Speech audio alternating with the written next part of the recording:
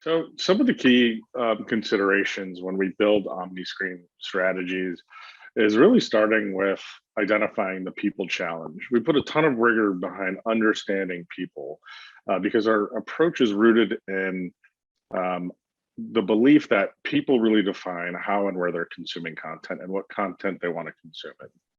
So the more we understand the motivations and behaviors of people, the more strategic we can design our omni-channel media ecosystem.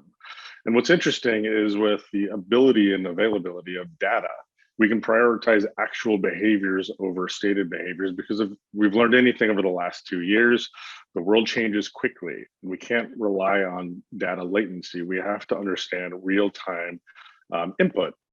So when we design a connected ecosystem, we focus on delivering brand engagement, which could mean a variety of things based on the point people are at in their consumption journey.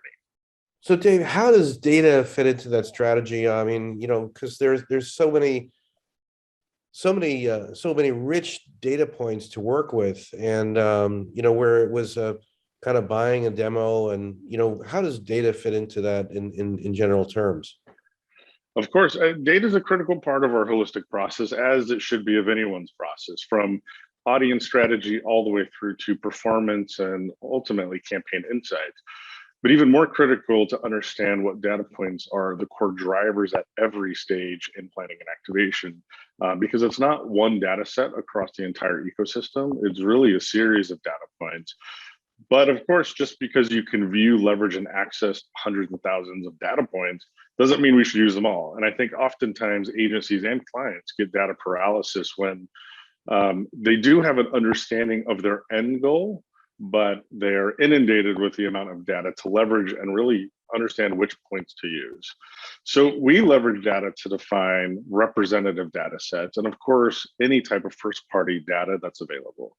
Then we spend time to truly understand people, like I mentioned, and mine for insights that define a person's motivation and behaviors, but ultimately key signals to leverage across the consumer journey.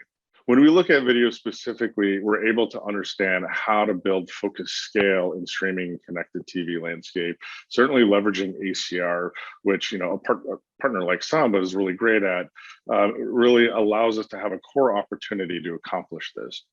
Then we're able to even understand exposure of ads, managing frequency of campaigns, and certainly any type of competitive exposure. It allows us to make those real-time decisions and adjust our campaigns or pivot really based on activation goals, but ultimately how people are interacting and consuming content in the moment. Dave, I want to ask you, at the agency, how you're helping brands shift from linear to digital OTT. And of course, again, it's not a template, and not all fit all. One size doesn't fit all. But tell us some advice around shifting from linear. Is it about reach? Is it around what are some considerations? There's a ton of considerations. It really depends on the client, the category, and their understanding of the ecosystem. But ultimately, it does come down to their customers, whether it's current customers or potential customers. Understanding, as I've mentioned a couple of times, understanding people is really the starting point. And from there, we're able to build the right omni-channel strategy to get people, customers, or potential customers through to conversion. Things that are critical to understanding this would be the ability to drive messaging and frequency of messaging. So when we look at linear TV, it's always been more of a scale opportunity. Obviously, that has shifted over the last few years, really leaning into the ability to leverage CTV and OTT to not necessarily just drive scale, because I think that assumes that we are looking at linear and CTV similarly, when in fact they're actually partners, they're not complements, in my opinion.